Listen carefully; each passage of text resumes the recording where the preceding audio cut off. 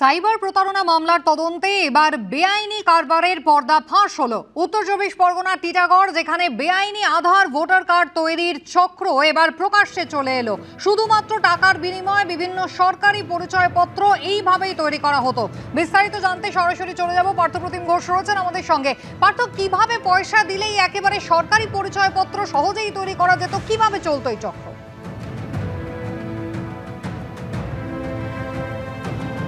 দেখো, এই চক্রের হদিশ পেয়েছে আমডাঙ্গা থানার পুলিশ এবং গতকাল রাত্রেবেলা একেবারে টিটাগড় যে স্টেশন, সেই টিটাগড় স্টেশনের পাশে একটা ঝুপড়ি ঘর, এবং সেইখানে গিয়ে দেখছে যে সেখানে দোকান খোলা হয়ে গেছিলো, যে Aadhaar card, voter card, PAN card, birth certificate, সেই সমস্ত কিছু বানিয়ে দেওয়ার। এবং এই চক্রের হদিশ পেল কীভাবে এবং কী কী উদ্ধার হলো সেখান থেকে তোমাকে বলে রাখবো। সেখান থেকে কিন্তু ইতিমধ্যে পুলিশ গিয়ে ল্যাপটপ, ডেস্কটপ, এছাড়া হচ্ছে ফিঙ্গারপ্রিন্ট, যেটা বায়োমেট্রিকের জন্য ব্যবহার করা হয়, আই স্ক্যানার, আর এছাড়া একাধিক প্রিন্টার সেখান থেকে উদ্ধার হয়েছে। এবং যিনি এই কারবারের সঙ্গে যুক্ত ছিলেন সঞ্জয় কুমার যাদব, তাকে হচ্ছে পুলিশ গ্রেপ্তার করেছে। এবং সেই জায়গায় হচ্ছে কিভাবে গোটা চক্রটা সামনে এলো। গত বেশ কয়েক মাস আগে আমডাঙ্গা থানায় একটা অভিযোগ হয়, যেটা হচ্ছে সাইবার প্রতারণার মামলা।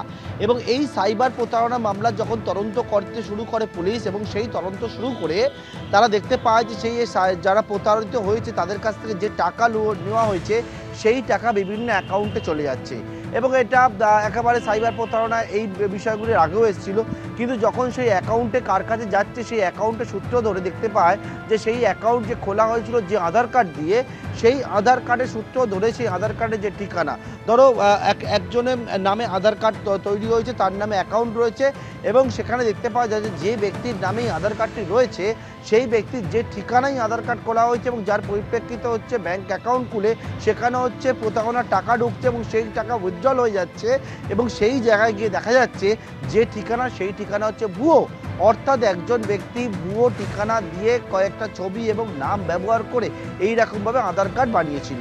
এবং এই রকম একাধিক জায়গা থেকে পুলিশ কিন্তু জানতে পারে যে আধার কার্ডগুলো যে ঠিকানা ব্যবহার করে সেই ঠিকানাগুলো একেবারেই সঠিক নয়। এরপরে পুলিশ কী করলো, বিভিন্ন জায়গা থেকে জানতে চেষ্টা করলো যে এই রকম আধার কার্ড বানাচ্ছে কোন জায়গা থেকে। যখন এইরকম জানার চেষ্টা করা হয়, পুলিশ 3 জনের গ্রেপ্তার করেছিল যারা এই সাইবার প্রতারণা মামলার সঙ্গে যুক্ত।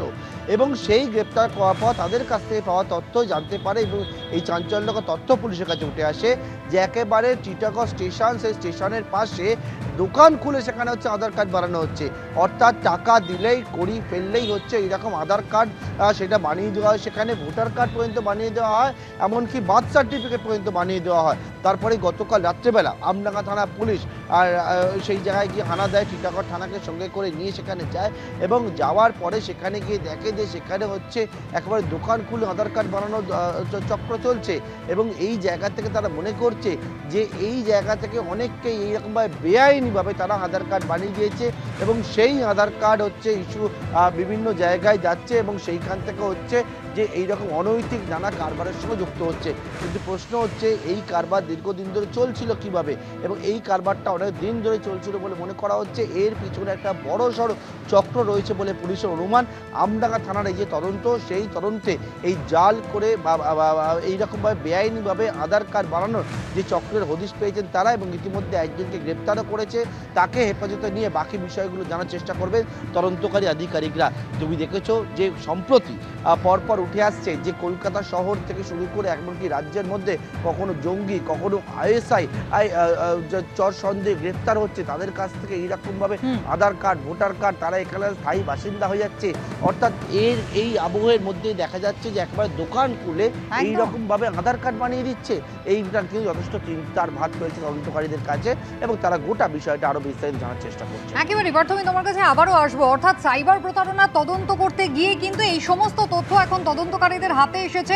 এবিপি আনন্দ, এগিয়ে থাকে, এগিয়ে রাখে।